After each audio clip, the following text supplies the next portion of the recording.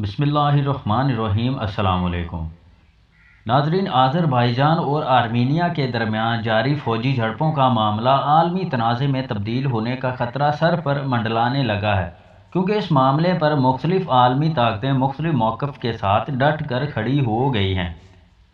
Report کے مطابق امریکہ، روس اور فرانس نے آذربائیجان اور آرمینیا کے درمیان فوری جنگ بندی کا مطالبہ کر دیا ہے اور مذاکرات کی میز پر مسئلہ حل کرنے پر زور دے رہے ہیں، لیکن آذربائیجان کی حمایت میں کھڑے ترکی نے ان ممالک کو انتہائی سخت جواب دیتے ہوئے اعلان کر دیا ہے کہ جب تک آرمینیا متنازع علاقے قرباخ سے اپنی فوج مکمل طور پر نہیں نکالتا، لڑائی جاری رہے گی۔ رپورٹ کے مطابق ترک فوج اور اس کے لڑاکا طیارے اس محدود جنگ میں آذربائیجان کی فوج کے شانہ بشانہ لڑ رہے ہیں۔ گزشتہ دنوں آرمینیا کی طرف سے ترکی کا ایک F-16 طیارہ مار گرانے کا دعویٰ بھی کیا گیا تھا، جس کی ترکی کی طرف سے تردید سامنے آنے پر آرمینیا نے طیارے کے مرنے والے پائلٹ کی تصاویر جاری کر دی تھیں۔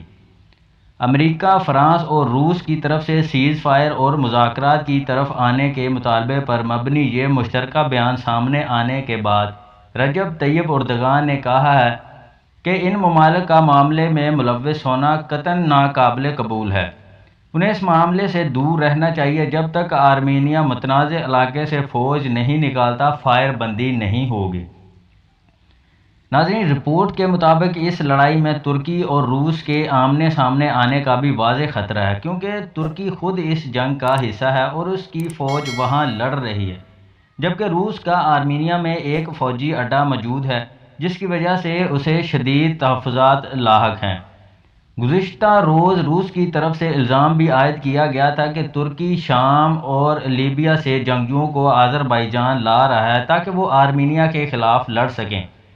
اس پہلو کو مد نظر رکھتے ہوئے کئی ماہرین اس علاقے میں ایک نئی پراکسی جنگ شروع ہونے کا عندیہ دے رہے ہیں اور بعض اسے عالمی جنگ کا پیش خیمہ بھی قرار دے رہے ہیں۔ ناظرین، ویڈیو پسند آئے تو اسے لائک کریں اور مزید ویڈیو حاصل کرنے کے لیے راز ٹی وی کو سبسکرائب کر لیں۔